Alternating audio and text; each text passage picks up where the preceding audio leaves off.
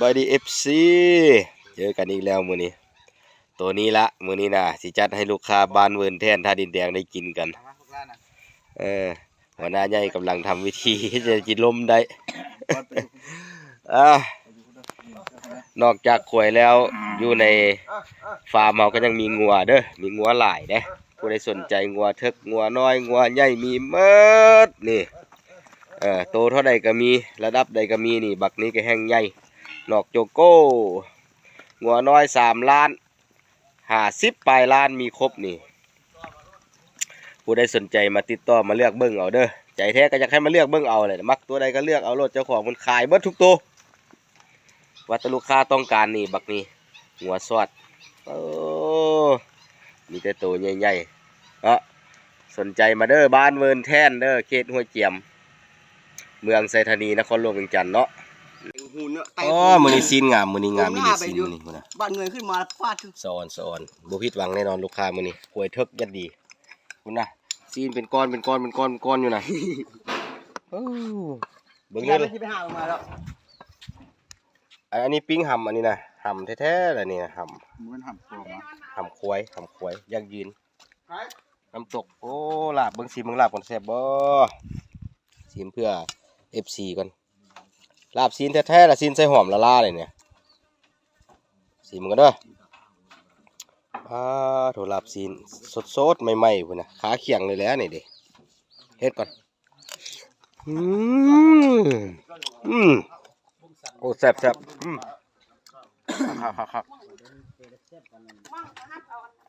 โอ้คักก็ฟังเอางัวกล้วยถ้าจะปลาลอยปิ้งน้ำตกจำแก้วเฮ็ดจังหวัดครับดีถ้าไม่ไปถ้าจะปลาเคยได้นะโอ้คักแซ่บดีตับก็งามเครื่องในก็ให้หลายโลดลูกค้าเขาน่ะพูดนะโอ้ยยาวอุดูดอรอดสะอ่อนพันตับมือนี้อันนี้เอ็นเหลืองอันนี้ของมักผู้ใดมักแห้นมักอันนั้นมันเอ็นเหลืองเลยเบิ้งมือนี้ในพันเพิ่นมาเล่นนำเลยมือนี้พันตีสุนีวันเพิ่นมาเมื่อวันเนาะพันตียังเกาะเครือแสงมานี้โอ้ยเอาพันให้เบิ้งนี่ดู30 กีบพันตับให้เบิ้งนี่ดูพักขาดหอมเลยผมลาบเบิ้งคือพันไว้อยู่นี่นะนี่ตู้เย็นก็มีเลยนะ30 กีบพันตับโอ้ยสะอ่อนดิน้ำเจียวบ่อยากดีมันเลยบ่เบิ้งจำก่อนบัดนึงสดเอาซะวะตับเฮียโอ้ป้าโถสดคำนี้สุดยอดเลยเฮ็ด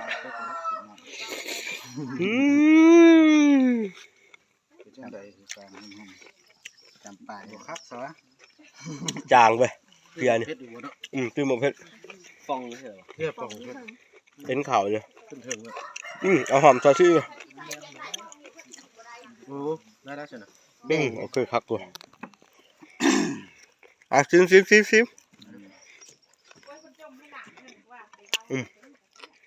ปุ๊บดูแซ่บแซ่บจางให้อยู่เจ้าอยากจางคันนี้มันเห็นว่าทอดไปแรกอย่างเดียวเอาพันนึงดูแซ่บมึงดูอยู่กับเนี่ยมีเอาไปจะคำเฮ็ดเบ้ยสมขี่รถมาไกลสุดยอดแซ่บมาแม่ป้าพูด500,000คือมาหลายแท้ซีนนี่ผลึกแท้ไปลูกค้าสิบ่จมบ่ให้กับเจ้าหลายพูดนี่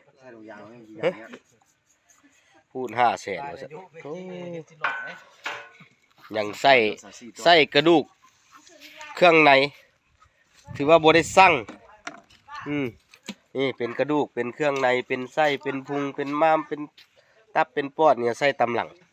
ถือว่าสั่งแต่ซีนล้วน ผู้ได้เอาบ่ผิดหวังแน่นอนเนาะ จะต้อนเลยนะจะนับ มื้อนี้พิเศษเด้อมีสาวงามมาจัดแจงพูดซีนเฮาโอ้ยลูกค้าเอ้ยแซ่บคักแท้มื้อนี้เฮ็ดสะอ่อนเด้อยายกระดูกก็ได้เด้อพี่น้องเด้อให้เบิดกระดูกข้างกระดูกค่อยแล้วก็กระดูกคอสันคอพวกเขายายใส่เบิดสุดถงบ่ต้องยานว่าสิบ่ได้เนาะ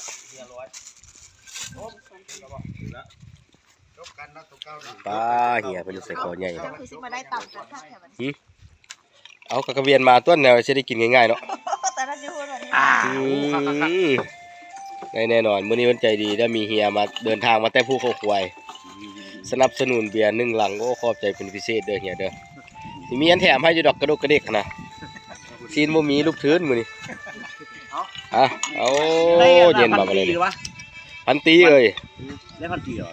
พันตีเครือแสงมณี ได้กลมดังเนาะ สุดยอด ก เล ล ย มดังเขาห้องไอ้พันโทโกเล่นเนาะ ไปเนี่ยนั่นอันนุ่งห้านั่นบ้าแซ่บเด้อครับโอ้แล้วเวรมื้อนี้เฮ็ดแต่เช้าสร้างใหญ่ซ่อมแปลงรถจักรรถใหญ่ครบวงจรเจ๊ใหญ่ใจดีเพิ่นจ่ายสดอยู่ตลอดมื้อนี้เพิ่นก็กินอยู่250,000เด้อสินะพุ่นน่ะเงินน่ะเป็นเงินลาวนี่เงินต่างประเทศพุ่นเด้น่ะเป็นตับอยู่จัดไปลาบแซ่บๆมื้อนี้น่ะขอบใจลูกค้าขอบใจ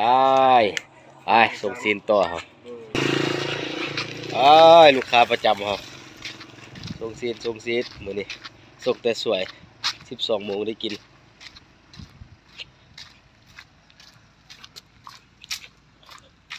ซีนเด้อมาแล้ว250,000พ่อแม่ไปใส่ฮะ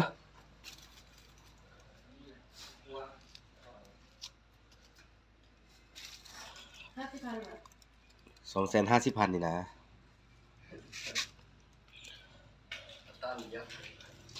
ได้ลาบอยู่ดอกลาบและอ้อแดกพุ่นละจ่ายสดงดติดหนี้โอ้ขอบใจลูกค้าพิเศษ